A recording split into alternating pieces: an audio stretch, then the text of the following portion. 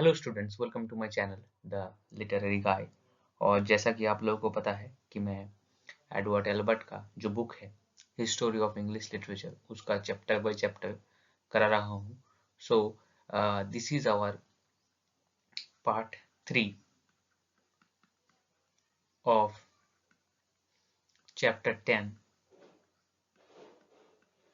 10 which is the return to nature, the return to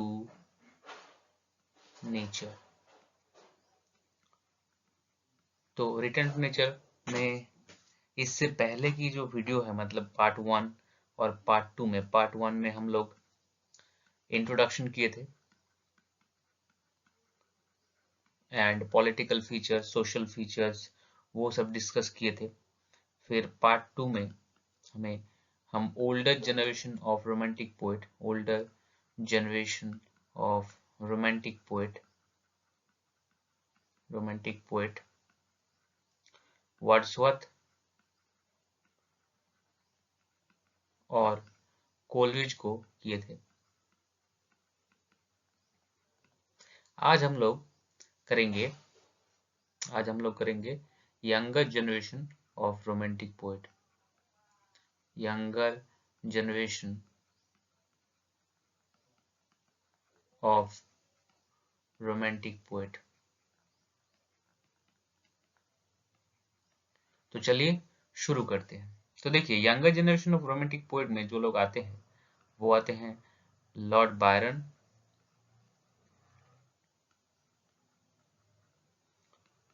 PB Shelley,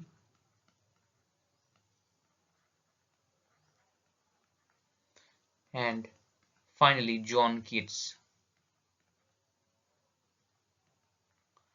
Now why they are called younger generation? Because देखिए, जो Wordsworth और Coleridge जो है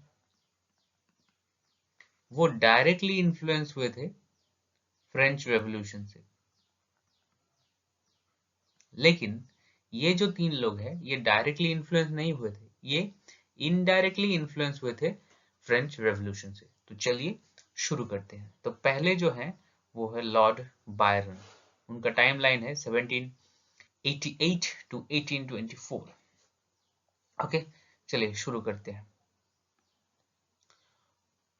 तो देखिए, लॉर्ड बायरन का पूरा नाम है George Gordon Byron, 6th Lord Byron, and was proud of his ancestry. तो वो 6th बायरन थे, ठीक है, अपने फैमिली के, और उनका पूरा नाम था George Gordon Byron. As he was of his poetry, an ancestor were extraordinary as his poetry. They stretch back to the Norman conquest, और उनका जो फैमिली था वो नॉर्मन कॉन्क्वेस्ट तक, जो उनका फैमिली ट्री था वो चला। And included among them notorious Admiral Byron's grandfather. So admiral थे उनके grandmother. The poet's father was a rack and scoundrel. उनके पिताजी रैक थे और स्काउंड्रल थे। He married a Scottish heiress, miss Gordon of Gight. तो लॉर्ड बायरन के जो पिताजी थे उन्होंने शादी किया था मिस गॉर्डन करके एक महिला के साथ, उसके बाद ही उनका नाम गॉर्डन पड़ा। तो whose money he was not long squandering, though the poet was born in London. Lord Byron का जन्म लंदन में हुआ। His early years were passed in Aberdeen and his mother's। चलिए next page. So at the age of 10 he succeeded his grand uncle in title and in the position। तो उनका जो grand uncle था, grand uncle, उनके पास से 10 साल की उम्र में उनको टाइटल मिला। टाइटल मतलब लॉर्ड का टाइटल, एंड एक कैसल भी मिला। लॉर्ड का एक कैसल होता है, ठीक है। और वो स्कॉटलैंड में भी कुछ जो एस्टेट थे वो सब मिला। तो उनका जो कैरेक्टर था वो डार्क नेचर का था और पैशनेट था, and with humour and affection. तो ये चार क्वालिटी उनके कैरेक्टर में हमें देखने को मिलते हैं।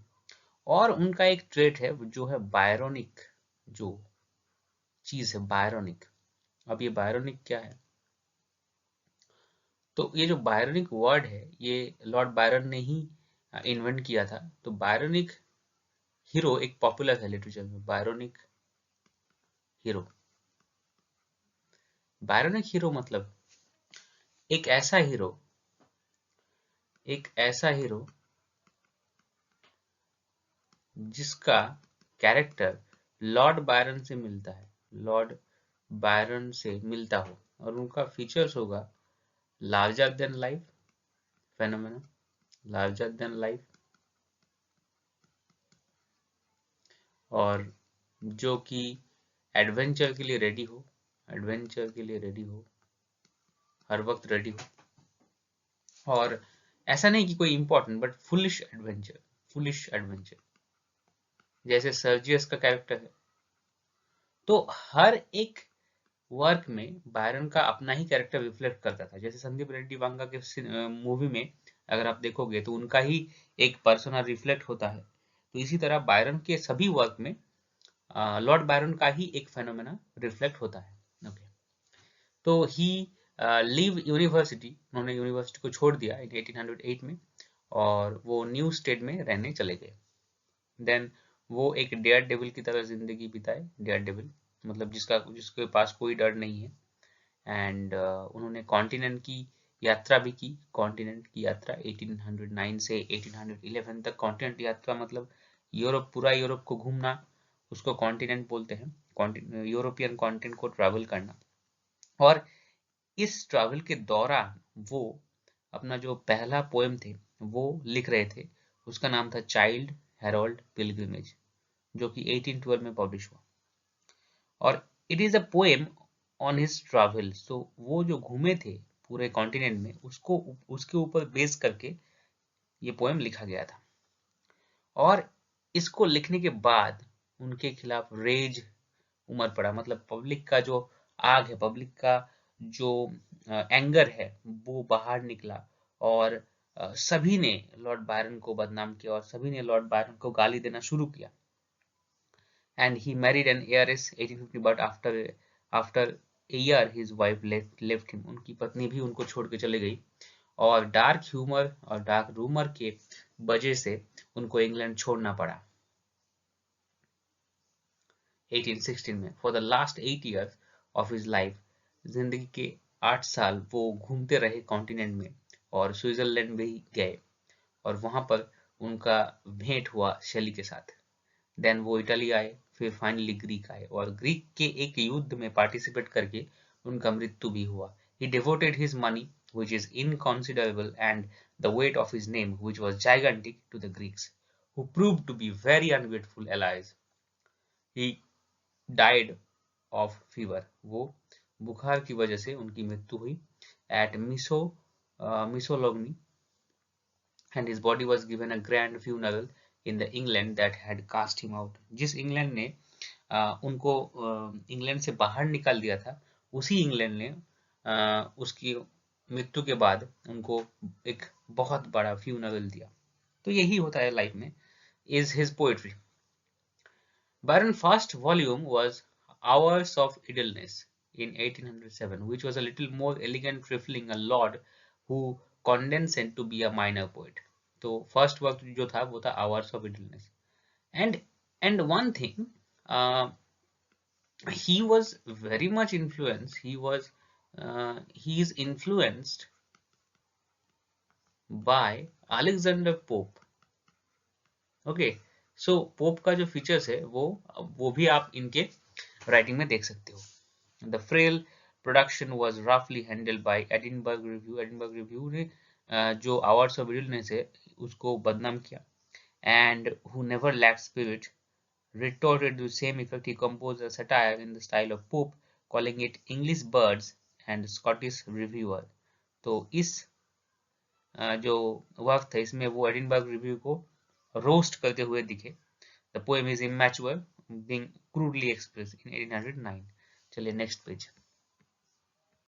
इट थ्रो abuse, इसमें पूरा गाली था, recklessly upon good writer and bad writer, but in the handling of couplet, so he used to write, so he used to write in couplet form. couplet form So couplet form क्या है आप लोगों को पता होगा कि couplet यानी दो लाइन, और ये दो लाइन लास्ट वर्ड आपस में राइम्ड होगा, ठीक है, तो इसको कपलेट बोलते हैं। कपलेट अलेक्जेंडर पोप ने ज्यादातर फेमस किया था, तो बायरन भी as a disciple of Pope ही used couplet as the medium of writing his poem. तो यहाँ पर एक स्पेसिमेन दिया गया है, अगर आप चाहे तो पढ़ सकते हैं, चाहे तो स्किप भी कर सकते हैं। Then Child Harold pilgrimage 1812। The hero of the poem is romantic youth and is very clearly Byron himself. तो चाइल्ड हेरोल्ड पिलग्रिम के जो हीरो है वो लॉर्ड बायरन खुद ही थे। He is very grand and terrible, sinister and strain of dark and awful past. So वो बहुत sinister, मतलब जो होता है ना pessimistic type. He visited some popular beauty spots of continent which described in Spenserian stanza and moderate skill. तो ये Spenserian stanza में लिखा हुआ था, Spenserian stanza में लिखा हुआ था. The poem is diffuse but sometimes it can be terse and energetic and half-heartedly old-fashioned. In difference of stanza, Byron needs to do much better thing, but already he shows his real appreciation of nature and considerable dexterity in the handling of his meter. तो यहाँ पर specimen है, अगर आप चाहे तो पढ़ सकते हैं, चाहे तो स्किप भी कर सकते हैं। Then the giaour and the bride of Abydos 1813, the corsair and Lara 1814, the siege of Corinth and Parisina 1815. These tales which deal with romantic scene of the East, they almost uniformly reproduce Byronic hero. तो मैंने जैसा कहा था कि उनके her work में जो hero होगा वो लॉर्ड बायरन खुद होते हैं, इसको बायरोनिक हीरो भी कहा जाता है। चलिए next page. It is also written in couplet form. Then instead they have a vehement passion which give his story impetuously and speed quite different from the easy lucidity of Scott narrative poems. A vivid description based on Byron's own experience of Mediterranean countries, filled then by patches of striking color. The Giaour, the Bride of Abydos, and Parishna are written in more natural style. The Kashur and Lara. Then Byron was hounded out of England, and wandering are chronicled in third and fourth cantos of Childe Harold.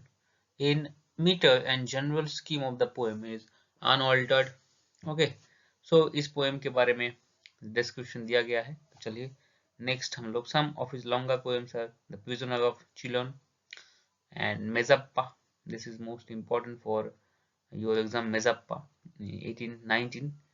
And he composed large number of lyrics, most of the only mediocre quality, and he added several great satirical poems.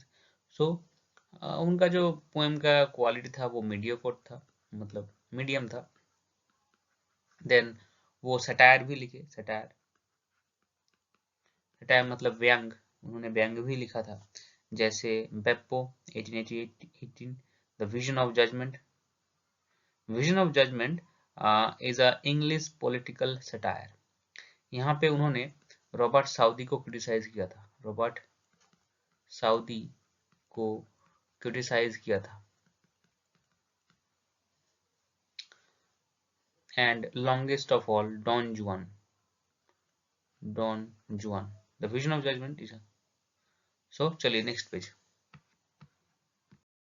Beneath mask of humor, burlesque and sparkling, vivacious wit, the poem which is written in ऑट्टावारैमा। तो जब poem था वो ऑट्टावारैमा में लिखा हुआ था। अब ये ऑट्टावारैमा क्या है, देखिए ऑट्टावारैमा जो है वो एक इटालियन स्टैंजा फॉर्म है, वो एक इटालियन स्टैंजा फॉर्म है, ठीक है। उसमें 8 लाइन होता है, 1 2 3 4 5 6 7 8 लाइन होता है, ओके। और जो राइम स्कीम होता है वो है A B A B A B C C, ये है ऑक्टावारैमा, ओके। सो इस पैटर्न में पोएम को लिखा था। In range and vigour effectiveness Don Juan ranks one of the greatest satirical poems. Don Juan एक सैटारिकल पोएम है जो उन्होंने लिखा था, it was issued portion during 1819 to 1824. Byron composed it. It is a kind of picturesque novel cast into verse. तो Albert कह रहे हैं कि ये एक टाइप का पिकारेक्स नॉवल है. पिकारेक्स नॉवल मैंने आप लोगों को बताया था कि पिकारेक्स नॉवल जो होता है वहां पर एक पिकार पिकार और पिकारो मतलब एक रोग को दिखाया जाता है. रोग मतलब बैड कैरेक्टर को, और वो बैड कैरेक्टर कैसे ट्रांसफॉर्म करके एक गुड कैरेक्टर बनता है. गुड कैरेक्टर, इसको पिकारेक्स नोवेल कहा जाता है, जैसे कि Tom Jones. Okay, so the hero, as in the picarex novel, many wanderings and adventure and narration which might go on interminably at the time of publication, was denounced by a shocked world of highly immoral. सभी ने इसको immoral बताया. and extent it deserves censor, और इसको sensor की जरूरत है. It Byron expresses the wrath of consumes him, and the human race comes under the lash. The strength and flexibility of the satire are beyond question and are freely revealed in bitter mockery. तो सभी ने इसको mockery किया. The strangers written in October राइमा, इसका भी October Raima में लिखा हुआ था. तो ये एक स्पेसिमेन है, अगर आप चाहे तो पढ़ सकते हैं, चाहे तो स्किप भी कर सकते हैं. चलिए नेक्स्ट पेज. तो यहाँ पर भी स्पेसिमेन दिया गया है, अगर आप चाहे तो स्किप पढ़ सकते हैं, चाहे तो स्किप भी कर सकते हैं. चलिए नेक्स्ट पेज. तो आप देखते हैं लॉर्ड बायरन का ड्रामा. उन्होंने कई ड्रामा भी, कई प्ले भी लिखा था. तो उसमें ब्लैंक वर्स ट्रेजेडीज भी है. Okay, so blank verse tragedy कौन कौन है? No, blank verse tragedy the chief of Manfred, Manfred उन्होंने लिखा था. देन मैरिनो फैटिरियो 1821 में. The two Foscari and Cain, the deformed transformed 1824. In nearly all we have a hero of Byronic type. तो इनके play में भी, इनके drama में भी, ठीक है, ड्रामा में भी हमें क्या देखने को मिलते हैं? बायरोनिक हीरो. मतलब काम कोई भी हो, लेकिन हीरो हमेशा लॉर्ड बायरन ही होंगे. ठीक है, चलिए next page. So for we have outcast who defies censor in the world. In deformed transform, there are thinly screened reference of Byron's own deformity. तो बायरन, जैसा कि मैंने बताया कि बायरन अपने कैरेक्टर में अपने आप को ही रिफ्लेक्ट करते थे. सो एडवर्ड एल्बर्ट बोल रहे हैं कि showed that he had little of the real dramatic faculty. उनके पास कोई रियल ड्रामेटिक टैलेंट नहीं था. रियल ड्रामेटिक टैलेंट नहीं था. For he could portray no character. वो कोई भी कैरेक्टर पोर्ट्रे नहीं कर पाते थे सिवाय अपने आप के. It resembled himself. The blank verse has the power and dignity, but it lacks the higher poetic inspiration. यही बात थी, यही बात जो कि हमें समझना पड़ेगा कि उनके पास he lacks, actually he lacks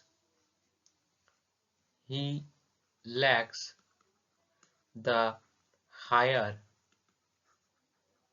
poetic inspiration. Then चलिए उनके फीचर्स ऑफ पोएट्री को हम देख लेते हैं. For a man of egotistical temper, egotistical मतलब सेल्फ सेंटर, जो अपने आप में ही सेंटर्ड हो. Byron's lyrical gift is disappointingly meagre. तो उनके पास लिरिकल टैलेंट था नहीं. तो शी वॉक्स इन ब्यूटी अगर आप पढ़े तो आपको कुछ लगेगा. एंड थायरेजा, ये कुछ स्पेसिमन है. Then Isle of the Greece in John 1 Canto 3. उनके पास जो सेकंड जो क्वालिटी था उनके पोएम में, वो था सैटेरिकल पावर. तो उनका जो सबसे बेस्ट क्वालिटी था पोएम का, वो था सैटेरिकल पावर. क्योंकि वो पोप के शिष्य अपने आप को मानते थे, अलेक्जेंडर पोप के शिष्य मानते थे. इसीलिए उनका जो सटायर करने का, व्यंग करने का जो टैलेंट था, वो बहुत ही बढ़िया था. Okay, a kind of sublime and reckless arrogance. He has a touch of master. So वो उसके ऊपर मास्टरी कर पाए थे. And he lacks the deep vision of supreme satirists like Cervantes. सर्वांतिस के जैसा सटायर नहीं था, लेकिन जो भी था he was a master of it. Then next जो क्वालिटी है वो है उनका style. Style is distinct from any other romantic poet. वो रोमांटिक एज में रहकर भी रोमांटिक पोएट से डिफरेंट दिखते थे। Always he is one admirer of Pope, so he was admirer of Pope though he lacked his finish and artistry. उनके पास उनका जो फिनिशिंग पावर है और आर्टिस्टिक पावर है वो नहीं था। He never completely freed himself from the poetic diction and personification. चलिए नेक्स्ट पेज। उनके पास कोई मेलोडी पावर नहीं था। देन जो लास्ट फीचर्स है वो है what is necessary regarding the fluctuation of his reputation in the earlier manhood. He was reckoned among the great poets. He lived to hear himself denounced and his poetry belittled. After his death, Victorian morality held up and hands in horror over the iniquity, and his real merits were steadily decreed. उनके death के बाद उनका जो popularity है वो धीरे धीरे कम होने लगा। In some European countries he still ranks second to none among the English poets. लेकिन यूरोपियन कॉन्टेक्स्ट में मैंने पहले ही बताया था कि अगर आप यूरोपियन कॉन्टेक्स्ट में देखोगे तो he is the best poet और उनको सभी जानते थे। लेकिन अगर आप इंग्लैंड के कॉन्टेक्स्ट में देखोगे तो उनको ज्यादातर कोई नहीं जानता था। चलिए हमारा जो नेक्स्ट पोएट है वो है पर्सी बीसी शेली। उनका टाइम लाइन है 1792 से लेकर 1822। तो लाइफ, शेली वाज, इनको रेवोल्यूशनरी पोएट भी कहा जाता है, रेवोल्यूशनरी पोएट भी कहा जाता है। तो Shelley was born in Sussex, the heir to baronetcy and a great fortune. He was educated at Eton and Oxford, but from very early age he showed a great eccentricity, मतलब जो होता है ना eccentric मतलब madness, पागलपंती वो दिखाते थे, इसलिए उनको पागल शैली भी कहा जाता है। Mad Shelley, he was famous as mad Shelley. He फ्रिक्वेंटेड graveyard, वो अपनी छोटी सी उम्र में ही ग्रेवयार्ड यानी कब्रस्तान को घूमने जाते थे। स्टडीड एल्केमी, एल्केमी पढ़ने जाते थे। एल्केमी मतलब जो केमिस्ट्री को जो पहले कहा जाता था, केमिस्ट्री को पहले एल्केमी कहा जाता था, ठीक है। Read books of dreadful import. While he was in the university, he wrote several extraordinary pamphlets, one of which the necessity of atheism. तो उन्होंने एक पैम्फलेट लिखा था जब वो यूनिवर्सिटी में पढ़ रहे थे, जो था नेसेसिटी ऑफ एथेइज्म। और इस पैम्फलेट के लिखने के बाद उनको यूनिवर्सिटी से निकाल दिया गया, क्योंकि वो बोल रहे थे कि everyone should be atheist, everyone should be atheist, मतलब ईश्वर को ना मानने वाले नास्तिक जो होते हैं, नास्तिक पीपल, ठीक है। caused him to expelled from Oxford. He had already developed an extreme notion on religion, politics and morality, generally a violence that was entirely theoretical, for by nature he was among the most unselfish and amiable of mankind. वो बहुत ज़्यादा unselfish थे, मतलब selfish नहीं थे। His opinion, as well as in his early and unhappy marriage, which was contracted, brought about painful quarrel in his relatives. This was finally composed by poet's father, Sir Thomas Timothy Shelley. So उनके father का नाम था Sir Timothy Shelley, who settled an annuity upon his son. The poet immediately took to life that suited him best, and ardently devoting himself to writing and wondering where the spirit led him. In 1816, his wife committed suicide. तो first wife जो थी उन्होंने suicide commit किया था in 1816, and Shelley, having married the daughter of William Godwin, the political philosopher of the time.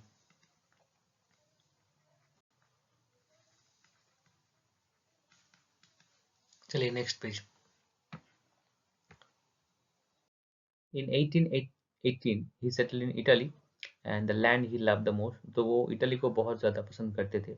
The intoxication of Rome's blue sky and delicious unrestraint of Italian existence set his genius blossoming into the rarest beauty. तो उनको Italy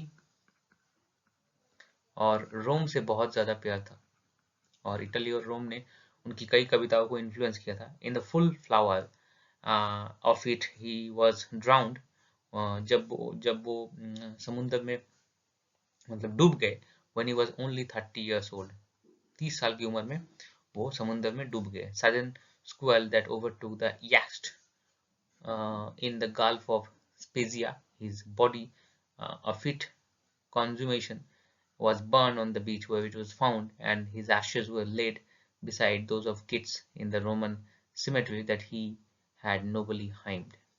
तो जैसा कि मैंने कहा था कि जो शैली थे वो एंटी रिलीजन काम करते थे, इसीलिए उनकी बॉडी को कबर नहीं दिया गया था, बरियल नहीं दिया गया था. सो वो एक नॉन क्रिश्चियन बन गए थे, नॉन क्रिश्चियन, इसलिए उनकी बॉडी को जला दिया गया था और किड्स के सामने ही रखा था उनका जो एशेज था. It is impossible to estimate the loss of literature that was caused by early extinction. The crudeness of his earlier opinion was passing away, and his vision was gaining immeasurably in the clearness and intensity. His poetry.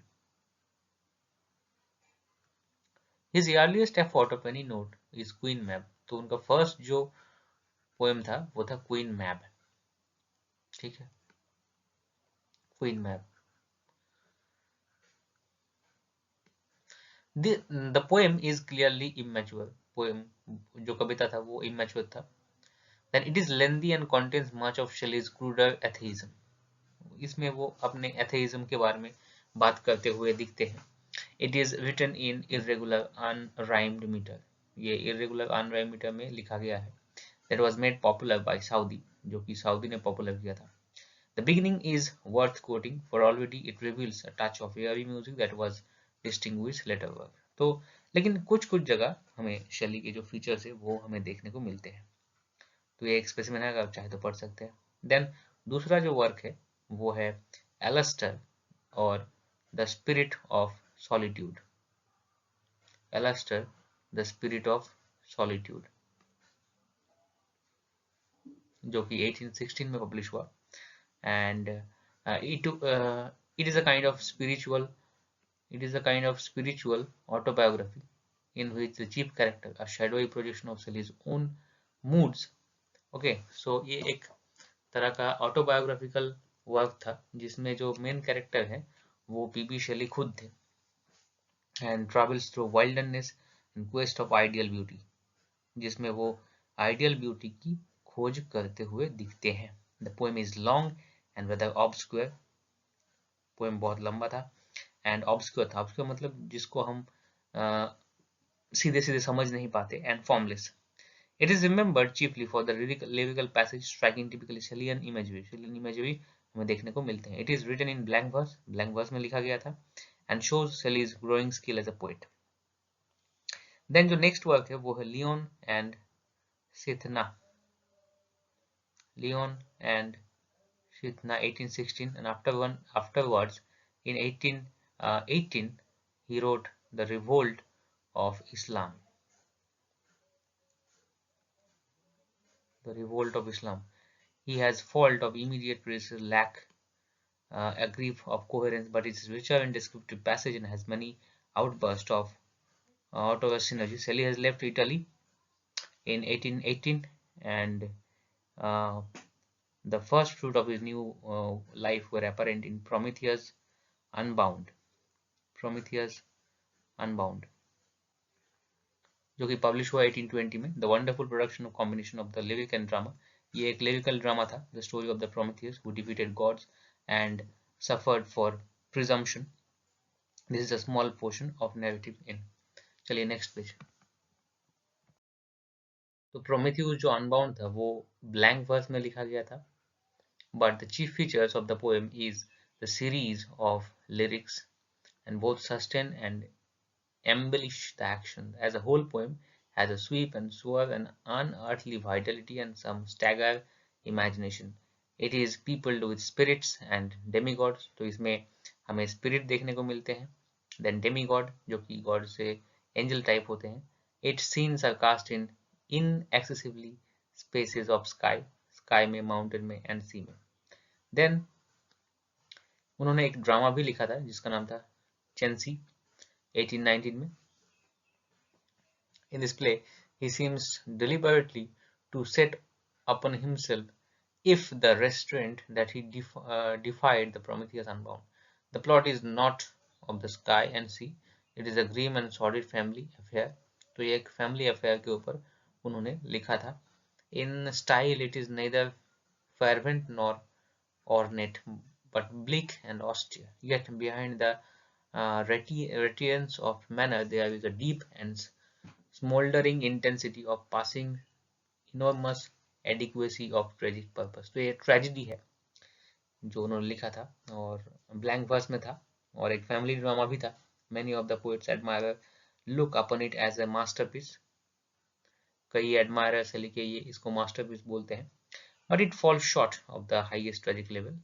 लेकिन Albert बोल रहे हैं कि ये उतना ज़्यादा highest tragic level का नहीं था. In the character drawing and inadequacy of its dramatic action. Even so, it stands as one of the best tragedies since Webster. लेकिन उसके बाद भी Webster के बाद ये सबसे अच्छा tragedy piece था. The last word of the play when the heroine goes to her doom are almost heartbreaking. So Beatrice, the heroine of the play. तो ये एक स्पेसिमेन है, अगर आप चाहे तो पढ़ सकते हैं, चाहे तो स्किप भी कर सकते हैं.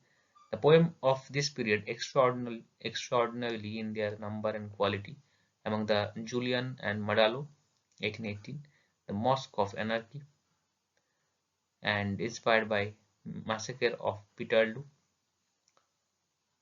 Okay, then The Witch of Atlas, Epipsychidion 1821. चलिए नेक्स्ट पेज. तो जो विच ऑफ एटलास था वो था rich in music and imagery. और शेली का ये फीचर ही है हमेशा से कि उनका पोएम म्यूजिकल होता है और रिच इन इमेजरी, मतलब इमेजरी भर भर के होता है. While Epipsychidion, with the same wealth of imagery, contains some of the most fervent writing. Adonias is a lament for the death of kids. So Adonias एक एलिजी है जो उन्होंने लिखा था, ठीक है. तो ये जो एडोनियस एलिजी है वो उन्होंने लिखा था जब जॉन किट्स की डेथ हुआ था और ये एक क्लासिकल एलिजी है. Then though there is a jarring note of attack on the critics whom Shelley held to be responsible for the poet's early death, the Spenserian stanza, Adonias written in Spenserian stanza.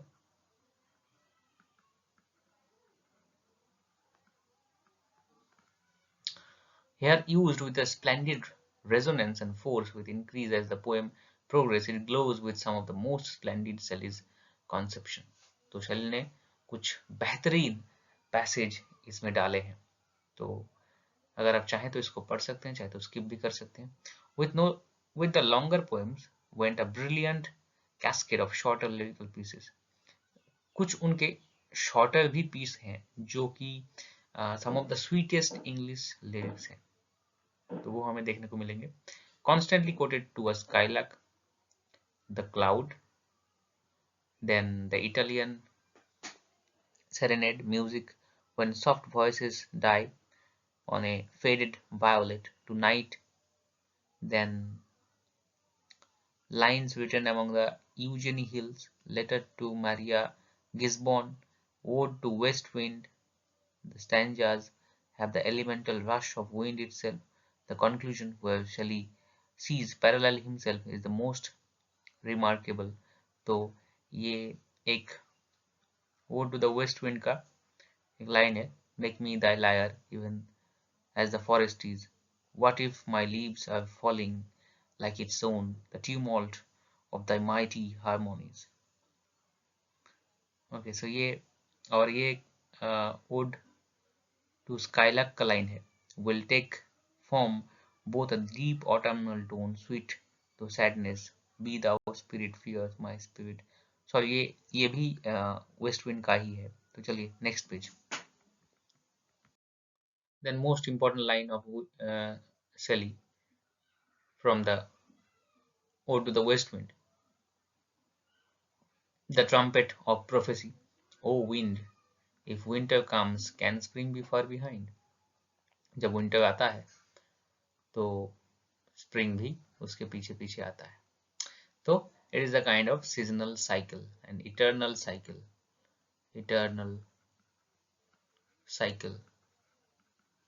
of life and death,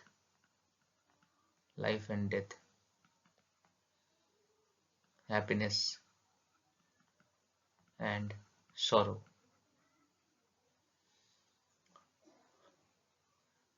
okay, his pros.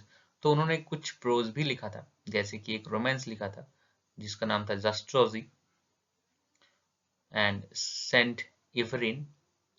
Then the most important of critical essays उन्होंने लिखा था the defence of poetry 1821.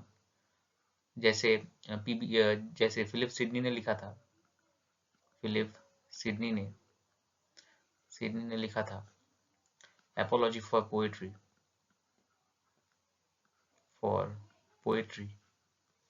तो वैसे ही शेली ने लिखा था the defence of poetry. और उन्होंने पोएट्स को कहा था poets are the unacknowledged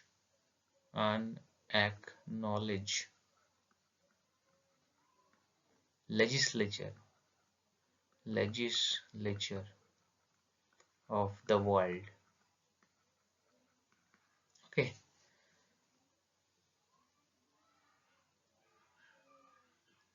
So it is very important from literary criticism.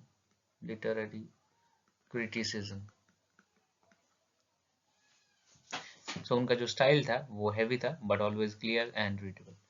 तो फीचर्स ऑफ पोएट्री, उनके फीचर्स ऑफ पोएट्री. तो जो बेस्ट फीचर है उनका वो था लिरिकल पावर. उनका जो पोएम है full of lyrical quality.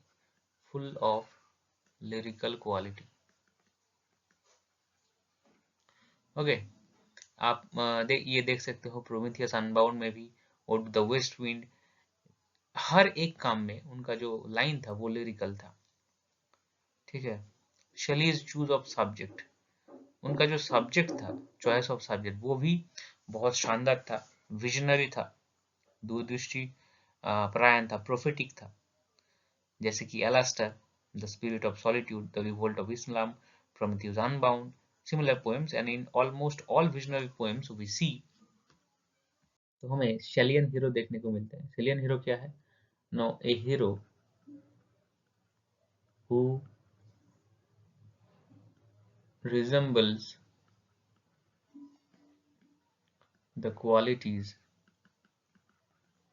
of PB Shelley. So PB Shelley की तरह.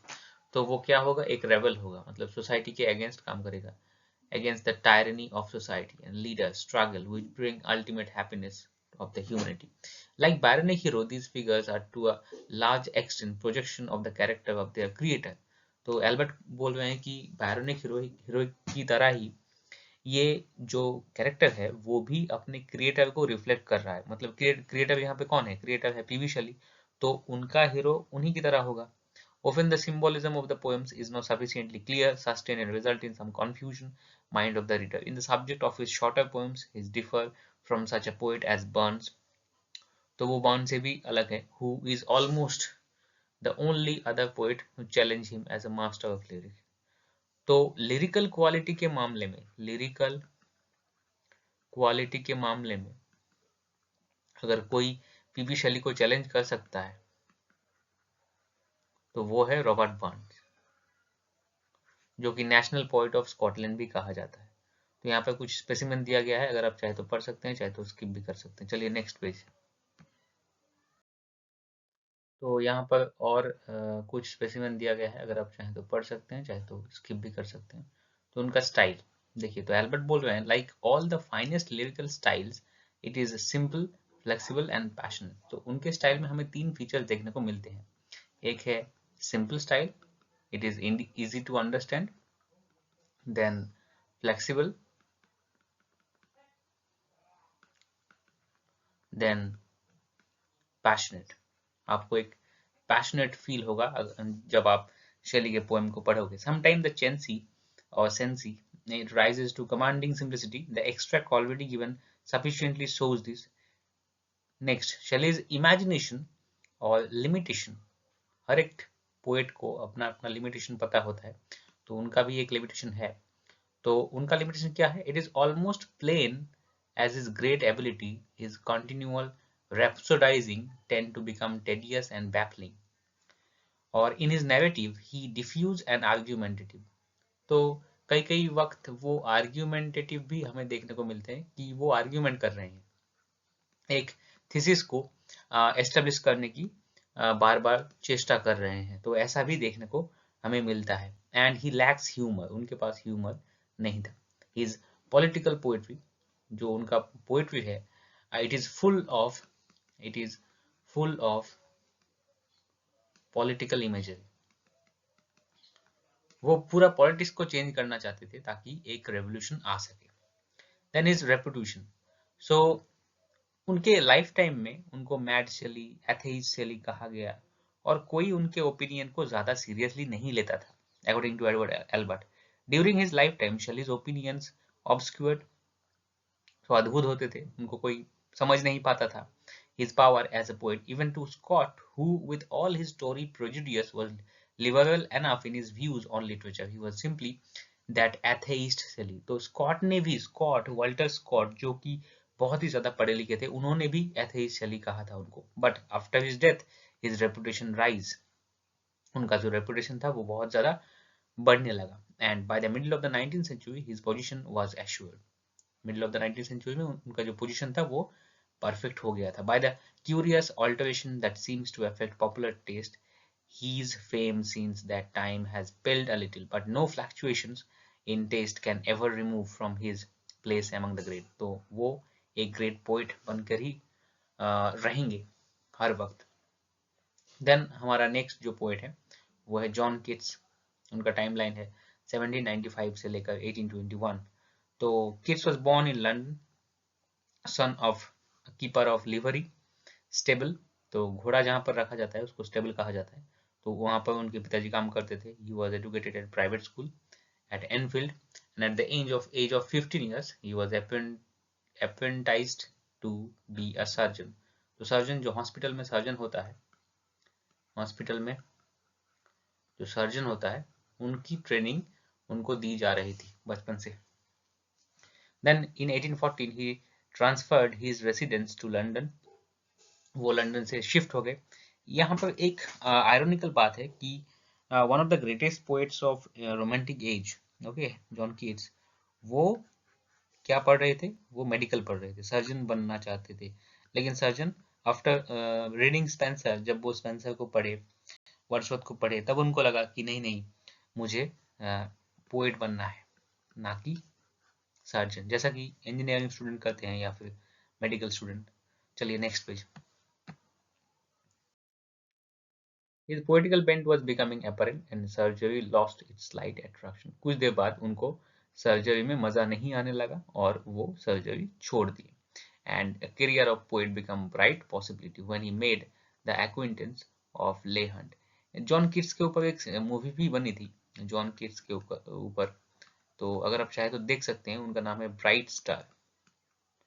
ब्राइट स्टार हॉलीवुड का मूवी है, वो किट्स के ऊपर बेस है. और उनका जो एक्विंटेंस है वो ले हंट से मिलते हैं. ले हंट उनके दोस्त थे, उनके कलीग थे. In 1816, the famous radical journalist and poet was collizing with the government, had caused much commotion and his own imprisonment. उनको जेल भी हुआ था. Keats was soon intimate with the radical brotherhood.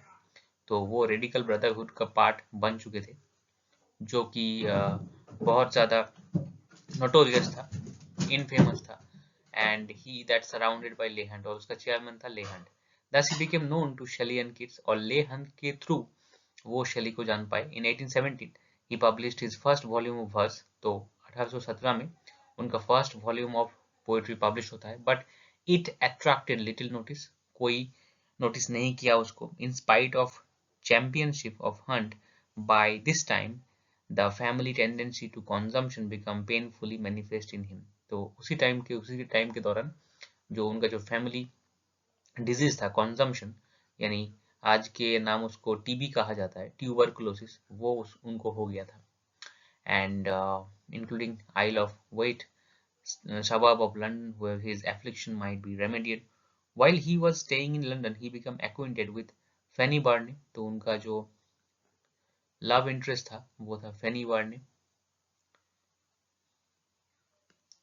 जिसको छोड़ना पड़ा due to his disease tuberculosis, and तब TB का कोई इलाज नहीं निकला था और इसीलिए it was much more dangerous.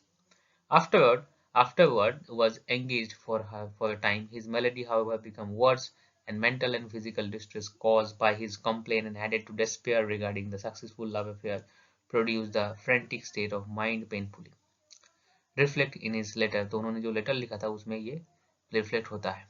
These letters were foolishly printed. इस लेटर को भी पब्लिश किया था 1778 में, after his death. His second volume of poetry was published in 1818, and जो रिव्यू था, क्वार्टरली रिव्यू, उसको बहुत ही बुरी तरीके से उसको क्रिटिसाइज किया.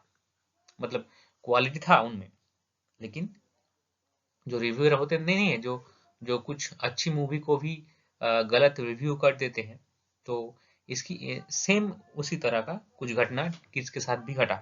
तो किड्स का पोएम को बहुत ही बुरी तरीके से रोस्ट कर दिया इस दो रिव्यूअर ने, the Quarterly Review and Blackwood's magazine.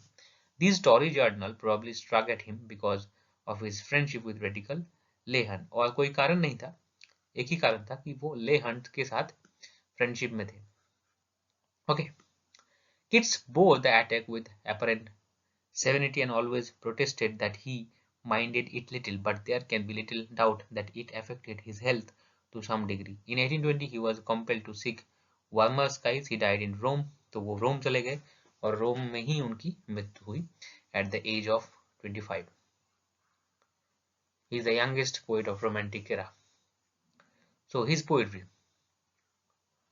So when he was about 17 years old, Kidd became acquainted with the works of Spencer. So वो स्पेंसर की वर्क्स के द्वारा इन्फ्लुएंस हुए थे जब वो 17 साल के थे. Okay. And turning point of his life, the mannerism of Elizabethan immediately captivated him, and he resolved to initiate him. His earliest attempt of verse is Imitation of Spencer in 1813. तो उनका जो पहला वर्क था वो था Imitation of Spencer, जो कि 1813 में पब्लिश हुआ था. These and some other short pieces were published in his poems volume 1817. So first volume of poems in 1817. This book contains little of any outstanding merit. तो इस वॉल्यूम में कुछ ज्यादा था नहीं, लेकिन कुछ सोनेट था, जैसे कि on the first looking into Chapman's Homer and Sleep and Poetry, I stood tiptoe upon the little hill. So influence of Spencer and more immediately of Leigh Hunt, to whom the volume dedicated. The first volume of poetry, first volume of poems in 1817 dedicated to his friend Leigh Hunt. Okay, चलिए next page. Then उसके बाद publish होता है Endymion in the year 1818, which was based on Drayton's The Man in the Moon. जो Man in the Moon करके एक work था Drayton का, मिशेल ड्राइटन का, उसके ऊपर बेस्ड था, और Fletcher's The Faithful Sephardies. This remarkable poem, Endymion, professes to tell the story of a lovely young lady who was kissed by moon goddess to the summit of Mount Latmos. Kids developed this simple myth into intricate and flowery rather obscure allegory of 4,000 lines. So इस घटनाओं को, जो कि एक lovely youth का है, जो कि मून गॉडेस जिसको किस करता है माउंट लेटमोस में, उसको 4,000 लाइन का एक पोएम में कन्वर्ट कर देता है. तो such a talented fellow John Keats was. The work is clearly immature. Work immature था, फ्लॉड था, गलतियां थी, एंड मेनी वीकनेस, कहीं कहीं जगह वीकनेस भी थी, both of taste and construction, but many of the passage and most beautiful, and the poem shows the tender budding of Keatsian style. और किट्सियन स्टाइल का ये डेवलपमेंट पीरियड था। Rich and suggestive beauty obtain richly ornamented diction, और diction भी ornamented था, मतलब बहुत ही सुंदर और बहुत ही रेटोरिकल था, ठीक है, ऑर्नामेंटेड। और ये जो लाइन है, a thing of beauty is Joy for ever, ये भी एंडीमियन से ही लिया गया है, एंडीमियन, तो आप लोग जरूर पढ़िएगा इसको। The crudeness of the work laid temptingly open to attack, और जैसे कि जो हर वर्क के साथ होता है, इस वर्क को भी बहुत ज्यादा क्रिटिसाइज किया गया, बहुत ज्यादा क्रिटिसाइज किया गया by the Blackwood's magazine, Blackwood's magazine.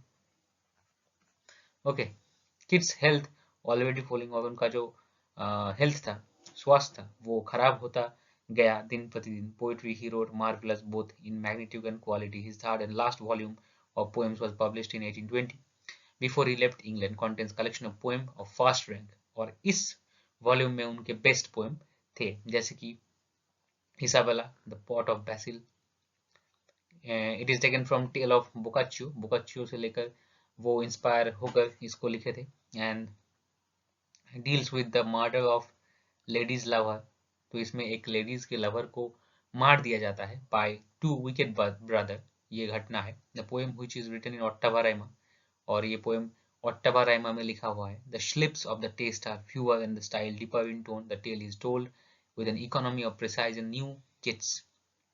Then Hyperion, ये एक एपिकल पोएम है जो कि शुरू हुआ था 1818 में और खत्म हुआ 1819 में।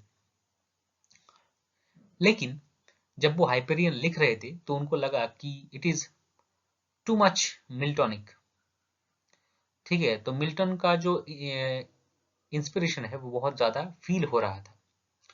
देन वो उसको progress poem, the Miltonic is gradually supplemented tone, and truly Keats' own and third book ends abruptly because of Keats himself said it is too Miltonic. यहाँ पर Keats बोल रहे थे कि वो मिल्टन को फॉलो कर रहे थे, तो मिल्टन को कॉपी हो गया था, इसलिए वो पूरा प्लान को रिजेक्ट करते हैं और फिर से लिखते हैं एपिक को। चलिए नेक्स्ट पेज, और उसको फिर से लिखते हैं और इस बार वो सक्सेसफुल होते हैं। और उसका book 11 provide us fullest exposition and gave of his theory first beauty shall be first might। ये उसका एक स्पेसिमेन है, अगर आप चाहे तो पढ़ सकते हैं, चाहे तो स्किप भी कर सकते हैं। देन उनका पोएम है the eve of Saint Agnes, ये एक नैरेटिव पोएम है। It is a tale of elopements of two lover, इसमें दो प्रेमिक हैं, वो भाग जाते हैं अपनी घर से। The story is slight but moves quickly, background of family, and there are love scenes controlled those in Isabel, और एक है Isabel और the pot of basil, chivalric tone, stanza form, and of course the influence of Spenser। ये एक specimen है, अगर आप चाहे तो पढ़ सकते हैं। किड्स को पढ़ने के दौरान आपको कुछ जो टेक्निक है उसको याद रखना जरूरी है, जैसे कि पहले है हेलेनिज्म, हेलेनिज्म, हेब्रेइज्म,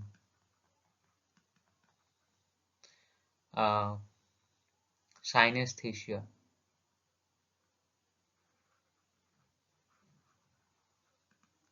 नेगेटिव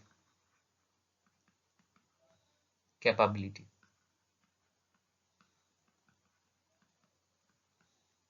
तो ये कुछ थ्योरिया हैं जो कि किट्स ने डेवलप किया था, तो अगर आप चाहे तो मैं इसके लिए अलग वीडियो बना दूंगा, लेकिन मैं शॉर्ट में बता देता हूँ कि हेलेनिज्म और हेब्रेइज्म, जो किट्स बहुत ज्यादा ग्रीक जो कल्चर है उसको प्यार करते थे, तो his love for Greek culture is called Hellenism and Hebraism. So दो उन्होंने टर्म उनके पोएट्री में देखने को मिलते हैं। देन साइनेस्थेशिया, जो कि है जब हम एक जो सेंसरी पार्ट है उसका फंक्शन अगर हम दूसरे सेंस से करें, जैसे कि फॉर एग्जांपल अगर आप कहें कि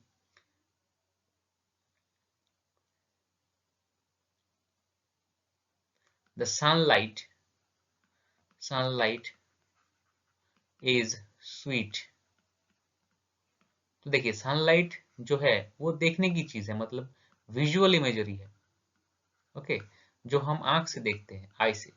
लेकिन आप इसको स्वीट बोल रहे हैं, तो आप इसको कहाँ से रिसीव कर रहे हो? टेस्ट से, टंग से। ओके, सो इसी को कहते हैं, जब हम विजुअल इमेजरी को हम सब्स्टिट्यूट कर रहे हैं अपने टंग के जरिए, टेस्ट के जरिए, तो इसको कहते हैं synaesthesia. When you exchange sensory information to the other sensory organ. Then negative capability.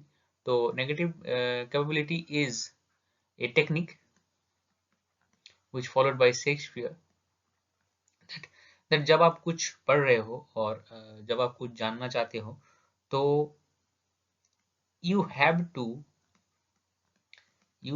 to make the topic more mysterious. मतलब आपको कम इंफॉर्मेशन देना होगा और आपको इमेजिनेशन के हेल्प से उसको इमेजिन करना पड़ेगा, तब वो अट्रैक्टिव बनेगा, और अट्रैक्टिव बनने के बाद आपका जो इंटरेस्ट है वो उस चीज में लगेगा। तो दीज आर द थ्योरीज। चलिए next page. In style it is effortless and free from kids fault over luxuriant. The story of Lamia is taken from Burton's The Anatomy of Melancholy. तो जो लामिया का स्टोरी है वो Robert Burton का anatomy of melancholy से लिया गया है। So it is a story of beautiful enchantress, एक जादूगरनी है, मैजिशियन है, उसके ऊपर इसका स्टोरी है।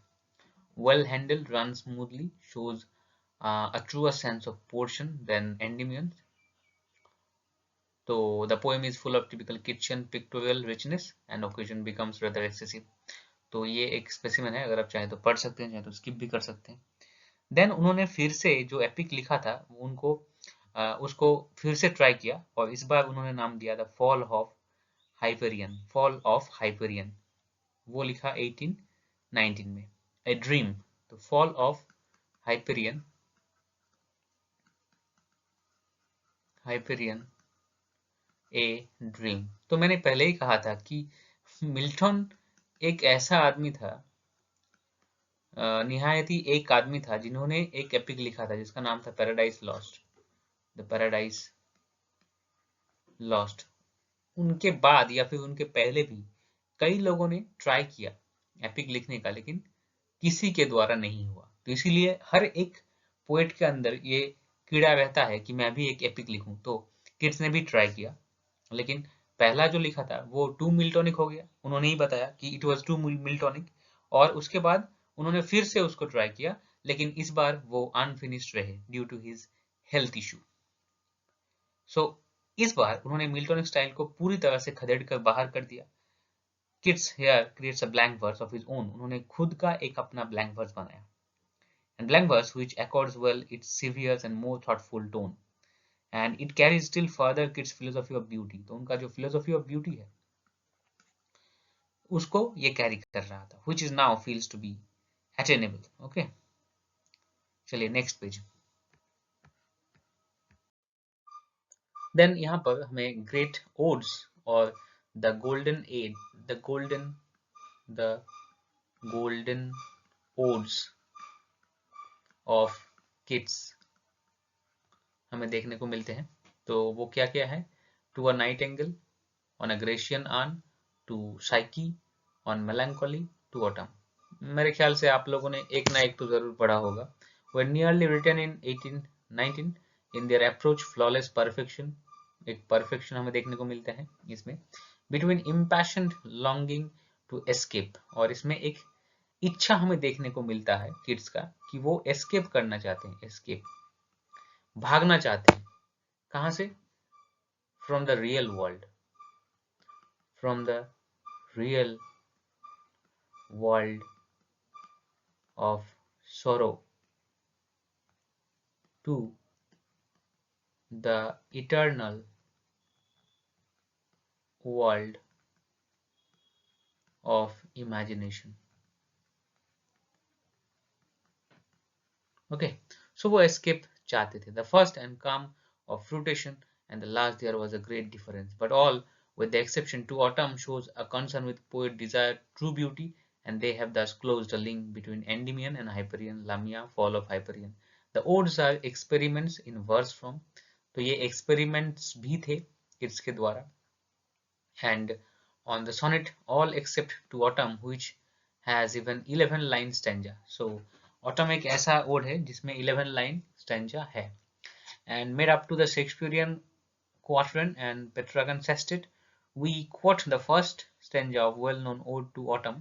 यहाँ पर Ode to Autumn का पहला स्टेंजा दिया गया है, अगर आप चाहे तो पढ़ सकते हैं, चाहे तो स्किप भी कर सकते हैं. उन्होंने कुछ सोनेट भी लिखा था, टोटल 61 सोनेट उन्होंने लिखा था, including On First Looking into Chapman's Humor, When I Have Fears That I May Cease to Be, The Bright Star, Would I Were Steadfast as Thou Art, are worthy to be ranked with those of Shakespeare. After strict adherence to the Petrarchan form, वो Petrarchan form से ही लिखे. Petrarchan, आपको पता है कि sonnet दो तरीके का होता है, Petrarchan and Shakespearean. तो उन्होंने Petrarchan form यानी ऑक्टेव प्लस सेस्टेट को ही चूज किया, ना कि 3 क्वार्टरेंट्स प्लस कपलेट को. Okay, Kids turn to Shakespearean form undoubtedly suited better. Okay, यहाँ पर स्पेसिफिक है, आप चाहे तो पढ़ सकते हैं, चाहे तो स्किप भी कर सकते हैं. चलिए नेक्स्ट पेज. तो उन्होंने एक बallad भी लिखा था जो है La Belle Dame Sans Merci, a kind of lyrical ballad. Okay, in 1819 collaborated drama Otho, उन्होंने एक ड्रामा भी लिखा था जो था Otho the great. Otho the great. Okay, began another King Stefan. King Stephen के बारे में did not complete, ये complete नहीं हुआ था due to his poor health. Features of poetry. His choice of subject. From the most of his other major poets, his love for nature is intense and constantly to be seen in imagery. तो वो imagery based subject को choose करते थे. It involves none of the mystical worship of mighty beings, and we have seen in Wordsworth he has none of the satirical bent of Byron, little prophetic vein of Shelley. Rather is the poet legend and myth of romance and civilized tale. He had no knowledge of Greek, little of Greece, but none of the contemporaries was so moved by the spirit of Greece. तो वो Greece के spirit से बहुत ज़्यादा प्रभावित हुए थे. None so skillfully captured the charm of seaboard as Keats did. ओडोना ग्रेशियनान, यहाँ पर स्पेसिमेन है, अगर आप चाहे तो पढ़ सकते हैं. चलिए नेक्स्ट पेज. उनका स्टाइल, तो उनका खुद का स्टाइल था, great effect. Later English poet, most notably Tennyson, उनके द्वारा बहुत ज़्यादा प्रभावित थे. फिर प्री रेफलाइट ब्रदरहुड जो थे, इसमें डीजी रॉसेटी एक प्रमुख नाम थे, वो भी इन्फ्लुएंस हुए थे. देन ले हंट, वो स्पेंसर, शेक्सपियर, सभी को एक तरीके का इंस्पिरेशन बनाकर वो अपना एक खुद का स्टाइल बनाए थे. In his own metaphor even rift was loaded with oath, but often the result was over luxuriance and a lack of restraint. Restraints lack करते थे क्योंकि इतना ज़्यादा क्रिएटिव थे कि वो लिखते ही जाते, तो कहाँ पर रुकना है ये उनको थोड़ा सा प्रॉब्लमेटिक लगा. Yet uncertain of taste and weakness of artistic economy, 2 years from the publication of Endymion sufficed for him to evolve the blank verse and his prose. Unlike Wordsworth, तो इनका एक ही प्रोज वर्क है, वो है letters, जो कि वो अपने फ्रेंड को या फिर अपने रिलेटिव को वो लिखे थे. ओके, चलिए नेक्स्ट पेज. अब हम आ चुके हैं अदर पोइट्स जो हैं. तो अदर पोइट्स में रॉबर्ट साउदी, जो कि पोएट लॉरिएट थे, and he was educated Oxford, settle down in the Lake District with Wordsworth and Coleridge. उनका जो ग्रेट वर्क है वो है Joan of Arc, Thalaba the destroyer, the curse of Kehama, Roderick the last of Goths, history of Brazil, the history of peninsular war, slightest of them all, life of Napoleon. Then Thomas Moore, ये वो मूर नहीं है utopia वाले, ये अलग है. इन्होंने लिखा आयरिश मेलोडीज. चलिए नेक्स्ट पेज. और उन्होंने लिखा था लाला रुख 1817 एंड ओरिएंटल रोमांस. ठीक है. देन थॉमस कैम्बल, उन्होंने प्लेजर ऑफ होप्स लिखा जो कि बहुत ज़्यादा इंपॉर्टेंट है, and he was the editor of new monthly magazine from 1820 to 1830। ये आप याद रख सकते हो, बाकी इनके बारे में कुछ याद रखने का ज़रूरत नहीं है। Then Samuel Roger pleasure of memory, और इनके बारे में कुछ याद रखने की ज़रूरत नहीं है। चलिए नेक्स्ट पेज। देन उसके बाद ले हंट 1784 से 1859, तो उन्होंने एक जर्नल निकाला था, the examiner, in 1808। Then the story of Rimini and Abou Ben Adhem, the Nile.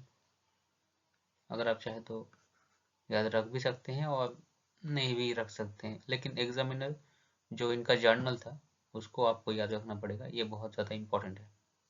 चलिए नेक्स्ट पेज। जान आते हैं जेम्स हॉग, तो उन्होंने लिखा था